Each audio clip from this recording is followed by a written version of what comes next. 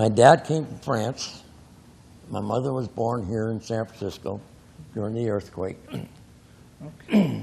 And then they moved. My dad went to Sausalito. And He did what? He did what for a living? He actually had the first motorized taxi cab in Sausalito. And then he met my mom, and they were married. And then my dad, my grandparents, and then bought the laundry here in Fairfax.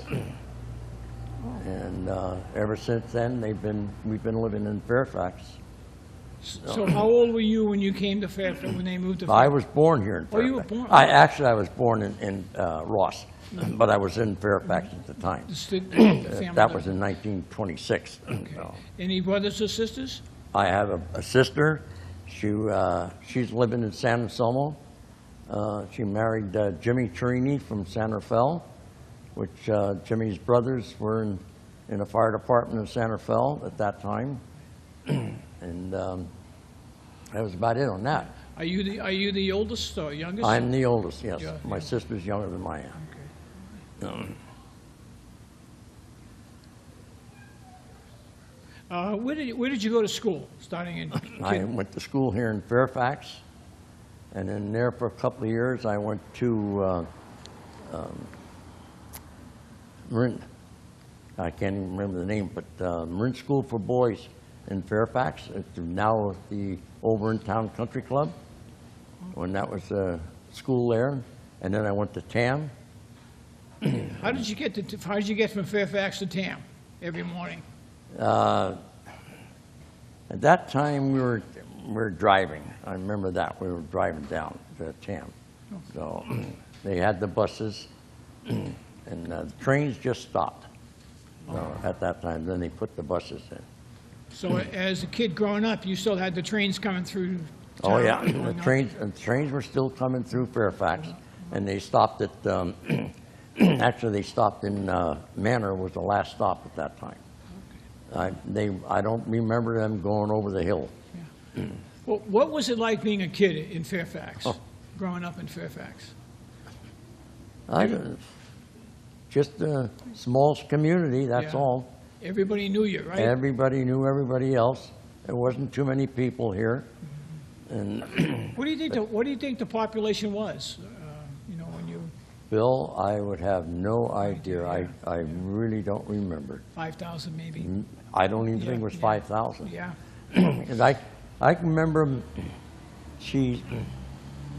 some of the picnics here they had here in Fairfax Park. Right. They had the accordion club and South of Market, some other groups there coming. And the town went to about 2,000 people at that time. So just in the group coming over on the trains, the whole town was just loaded with people from outside the town here. They're from San Francisco all over. Between high school and going into the service, did you have the opportunity to have any jobs? I worked here in Fairfax in a grocery store for a while, and then of course I went to TAM, and I left TAM, and I went up to Mare Island as an apprentice, and that was in 43. I went to Mare Island, and I started an apprenticeship. And I worked on my apprenticeship, then I left there and I went, then I went in the service. Then I came back out in the service in 46, and I went back to finish my apprenticeship at Mare Island, and I got my papers, and then after that I came in here and I got involved in the fire department. Someone was working with my dad. My dad had a cleaning shop at the time, and one of his helpers was Bob Cortelio. And Bob was a fireman here, and he was actually a captain here in Fairfax. And he got me involved in in the fire department in 1950. And then Was that were you a as volunteer? as a Okay. volunteer in 1950. And then I think after that, And how did then you became a paid man when? I Full-time. became a paid man in 1957. So, At that time, if you could remember, what was your work hours in 57? oh boy, About, you know. I'm pretty sure it was a 96-hour week. I think we were working 24 on, 24 off, 24 off, and I think we had 1 day a week off, or not quite, a little better than a week. And then then we went to an oddball shift where we worked, I'm not sure, but I think it was either 5 or 6 days straight. Then you had 2 days off. And then we finally dropped down, was it 76? Somewhere around there. I forget Yeah. exactly what it was. Then finally we wound up with the 56-hour week. So, Do you recall what you made a month when you first got on? I don't remember, Bill. Yeah. I really don't know. No, It wasn't a lot. no, not with the getting today anyway. And when you got hired, who was your fire chief? When I was hired, Charlie Thornton was fire chief, and then they had Frank Harrison and Bob Cortellia, and I was the fourth man in. And I am assuming that when you worked a 24-hour, you were by yourself. Not at first. I worked for almost a year. They had me working with another person, either Charlie was working the shift that time, Right. Frank was working a shift, and Bob was working a shift. And then I was working like, it'd be Monday, Wednesday, and Friday, and a Saturday with somebody else. And then finally, Bob, after I think it was almost a year, Bob got sick. And then I went on full-time, and then I was working by myself on shifts. And then finally we got the volunteers come in. I think about a year later, we finally got volunteers, what we call sleepers, that come in on a Friday night and work Friday night to Saturday and Saturday night to Sunday night. Okay. So that was, But there was still a paid man on duty over the weekend, right? I was paid man, Yeah, yes. so come Saturday and Sunday, there would be a sleeper and a paid man. Yes, Okay. right. There was never a time there was not There a was always paid- a paid man always a on. paid man. Yeah, and then they had the sleepers come in, Right. which were our volunteers Yeah. at the time. Okay. What kind of training did you get when you first come? What was the training like? The training at that time was all state training.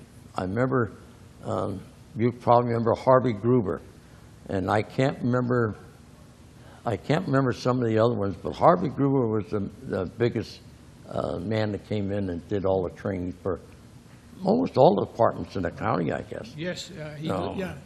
White coveralls? Pardon? White coveralls? He wore white coveralls? And he No, lived in- he we lived didn't in- wear white coveralls. You didn't? We had, I think all we wore were black jeans and a blue shirt or a silver shirt, you know. Yeah. We didn't have the gear we have today. But that's, No. no. So what was it like working for Charlie? Working. For Charlie, the chief? Charlie was a good man. I mean, he helped out an awful lot. He was always there to help you do anything. He's always showing you something. Very, very conscious of the whole city. I mean, he was really concerned about the city's functions. Because Charlie played the role of street superintendent, fire department, and he had a lot to do with the whole city, just about. What would a 24-hour shift be like here when you were working? 24-hour shift. If you were by yourself, you were doing everything. We were answering the phone to the police department. We were dispatching the police department. We had just gotten our radios in the car in the fire department. I think I was in about 6 months, and we finally got radios in the car. Then, I don't know how long it was, finally we got the communications through Santa Fe in the county. And then we got out of the police department dispatching. But before you had radios, there was no way to the only way to communicate was how? The old horn, the old whistle we had here, and then the boxes we had out in the town.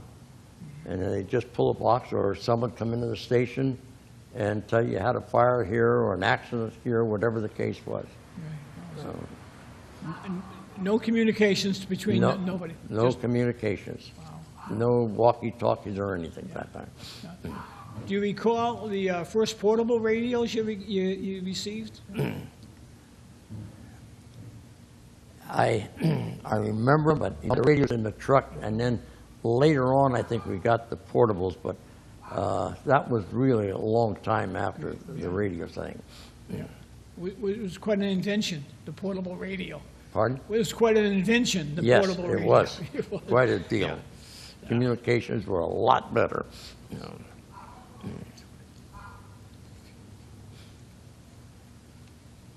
What kind of benefits did you have when you first come on board, if any? I know we had sick leave. I don't remember how much we had. Benefits?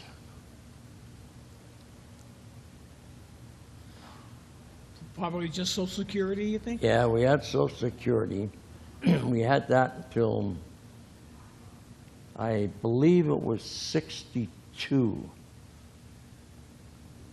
Yeah, in 62, and we opted out of Social Security. There was 2 of us didn't want to get out of Social Security, and the rest of the city employees all wanted to get out of Social Security. Yeah. And so then we went into our pension plan. I want to go back a little bit to your service time. All right. You went in the service when? I went in the Navy. Navy. Was And when trained where? I was training in San Diego. Left San Diego after my training. I went to Biloxi, Mississippi for 6 weeks to a school. I graduated from that school, and I went to a diesel school in Richmond, Virginia, to working on diesels for submarines. I got out of there, I was shipped to the West Coast, hoping I'd get a sub out here, and I wound up in the Pacific on an AKA, an amphibious cargo attack. So my submarine went out the door. So I was on an AKA. Okay. And how long were you in the service? I was a little over 2 years. Okay. All right. I got the tail end of World War II. Right, so you're just doing it, yeah. The training you got at Mare Island, what was that involved, that apprenticeship that you were working on? My apprenticeship was a machinist, an inside machinist. That's working on lathes and milling machines and stuff like that. So when you came to work for Fairfax, you brought with you a lot of talents. Just machine work. That's about it. That's Diesel engines? Pardon? A little bit about diesel engines? Yeah, but we didn't have Yeah, diesels. yeah. No, the diesels I had was working on. They were the big ones, you know. Okay. So, in my lifetime in the fire department, we didn't have a diesels. Oh. Fairfax always kept to the gas. Gas. And when we consolidated with San Anselmo, was the first experience I had with diesels. I had a question, missed it. Tell me about the first aid training and what you and George Hedemer did for the county as it relates to what was now called EMT paramedic kind of training here in Fairfax. It started out Geez, I can't think of their names now. Oh, pardon? Yeah. Oh, Yeah. I can't, you probably remember the name. He was really active in Red Cross. He lived here in Fairfax, as a matter of fact. Up on, Tom Lark. huh? Tom Lark. Tom Lark, yeah. Tom Lark was the big first aid Right. man. So, and then there was Peggy Flack? Flax, F-L-A-X. Yeah, Lived in yeah, Ross. Peggy Flack. She lived in Ross, and they were our biggest training Okay. in our department. Right. I know that. Yeah. So, But did you and George take on any other additional training for the county, for the for the fire service? no, just any school that came through, we Yeah. went and Yeah, we took did. care of it with Yeah. Charlie. Yeah. Charlie and George took over, and then he was really active in a lot of things in the county here. Right, yeah. So, I know you were a member, the first member of the training officers. You were in the first meeting we had at yeah, Kentfield. I was one of them. Yeah, Geez, I don't remember all of them in there right now, but it was an experience. yeah. So, So.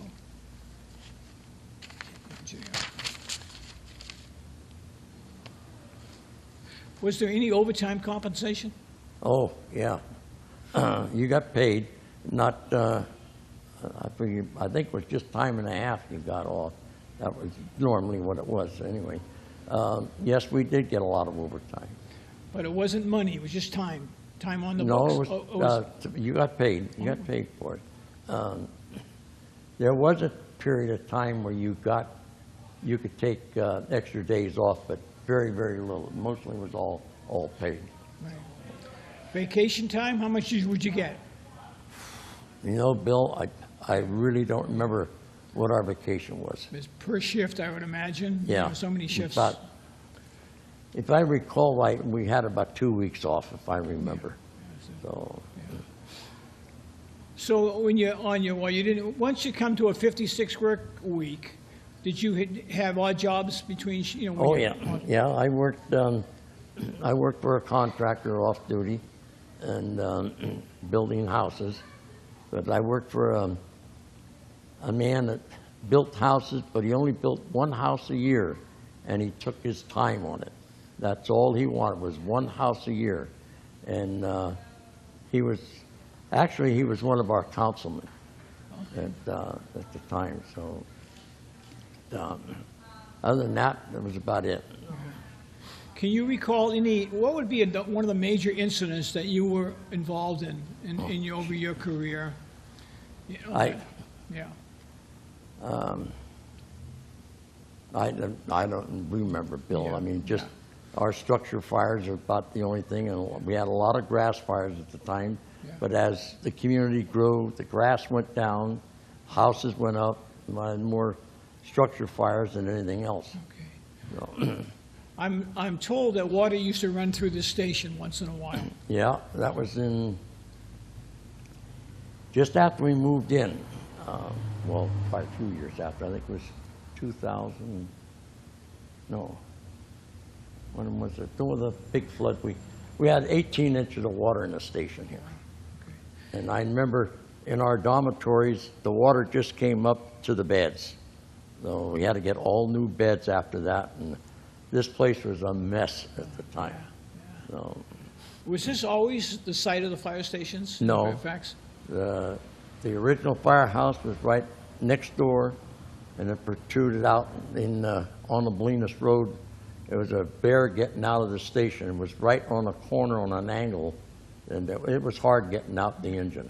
Okay. Now, the equipment behind you is a, what, 1928 There's a 1929 Seagrave. Seagraves, and that was on, That was online when I first came in here.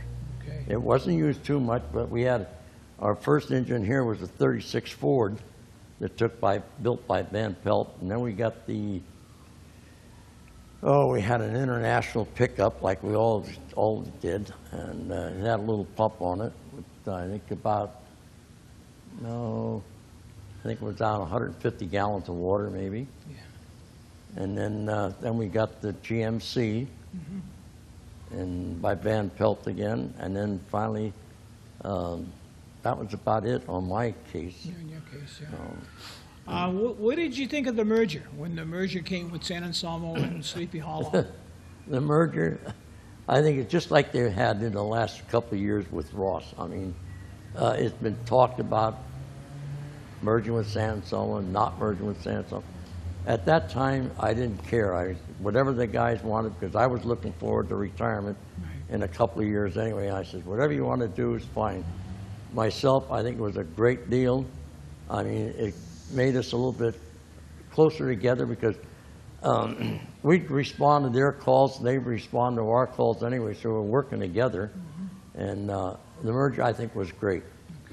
Okay, so how long were you in service when you retired? How many years did you have in?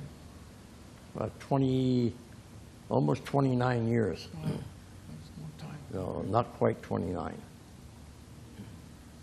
What advice would you give a new firefighter, knowing where you came from, and a new guy comes up to you and say, Bill, it's a great life. I mean, to a new man coming in, it's completely changed from what I was first come into. And like I say, I think it's a wonderful deal, but it's a hell of a lot different than it was when I came in, that's for sure. okay. But as far as recommending, I don't know what to say to them. Yeah. Just good luck to it.